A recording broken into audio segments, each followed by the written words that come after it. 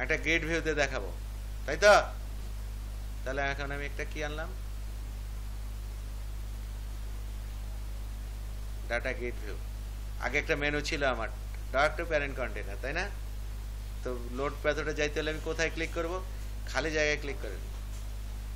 আচ্ছা, তাহলে আমার কি এসকিউএল ক্লায়েন্ট নিছি, একটা কানেকশন স্ট্রিং নিতে হবে, তাই না? SQL connection. আচ্ছা, আপনারা ওয়েবে কেন করছিলেন ওটা?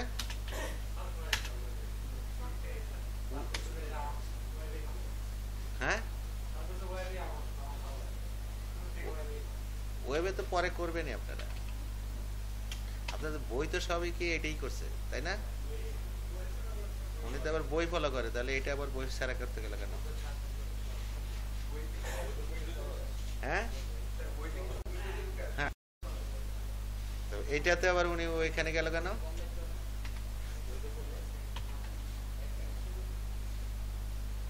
আচ্ছা, তাহলে ডাটাবেজে কোনো কমান্ড পাঠাতে গেলে কানেক্টেড ক্লাস কি কমান্ড পাঠাইতে হবে। তা আমরা কমান্ড এসকিউএল কমান্ড দিয়ে বানাইতে পারি, অথবা কানেকশনকেই বলতে পারি ক্রিয়েট কমান্ড। সে কি রিটার্ন করে দেখেন তো, এটা বোঝা যায় কেমনে? এই যে উপরে বাম দিকে কি আছে, এই যে একটু, তাহলে বাম দিকে কি দিব? এসকিউএল কিভাবে লিখতেছে দেখেন তো।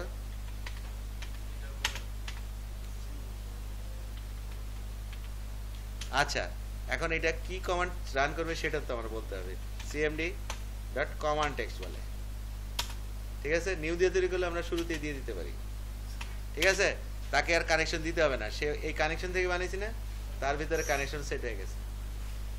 তাহলে কি লিখবো? সিলেক্ট কি, এখানে বড় ছোট কোনো ব্যাপার না, বাস। এখন যদি আপনি সিএমডি তে কি আছে, রো কলাম রিটার্ন করলে কি দিতে হয়? Execute reader. সে কি রিটার্ন করে দেখেন তো? SQL data reader. তাহলে বাম পাশে কি দিব? এসকিউএল ডাটা ডিআর, তাই তো? কিন্তু ডিআর এর একটাই বড় সমস্যা কি,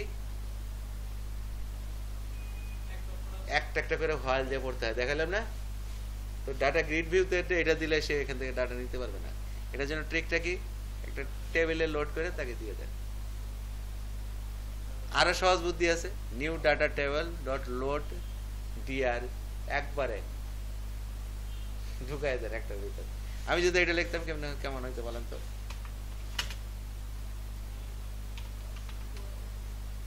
টেবিল বানাইলাম, তারপর তাকে লোড কমান্ড দিলাম। কেন এটা দেওয়া যাবে না বলেন?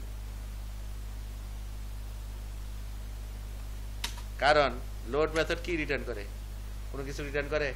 তো বাম পাশে কি আসবে? আসবে কিছু?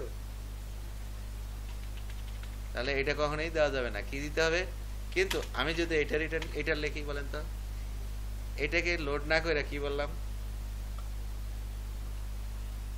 ডিআর এ না রেখে আমি যদি বলি সিএমডি ডট এক্সিকিউট রিডার, এটা কেন হবে বলেন? এটা দিলাম না।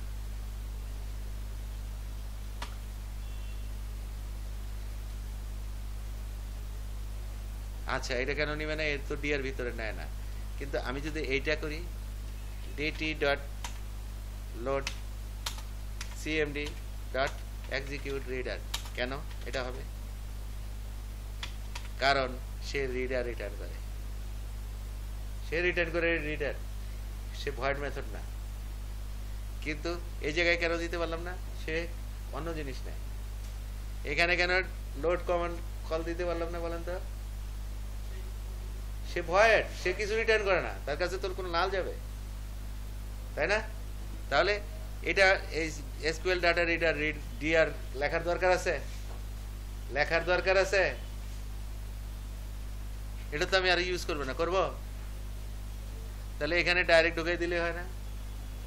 একই কাজ করবে না? যদি আমরা ইউজ না করি, কম যত সম্ভব কি নিব, কি নিব বলেন? এখানে কি প্রবলেম করবে বলেন?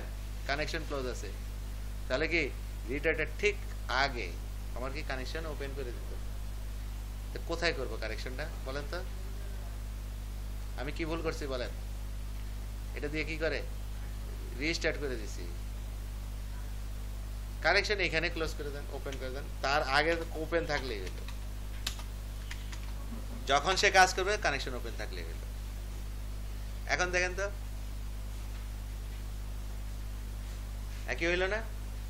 কেন হইল না? এই রিডারটা আমার যদি রাখতাম, যদি কোনো কাজে লাগতো, কি কখন রাখতাম? যে এটাকে কি করতাম,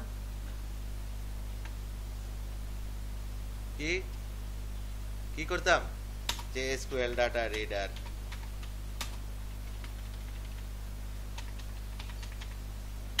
ডিআর,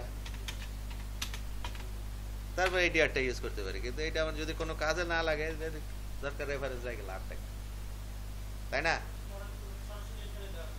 দেখো ওখানে দেওয়া যাচ্ছে, আমরা এরকম ডাইনামিক কোড আস্তে আস্তে আস্তে আস্তে কমাই ফেলবো, কোড কম্প্যাক্ট কোড লিখবো, যেগুলি যত রেফারেন্স কমানো যায়।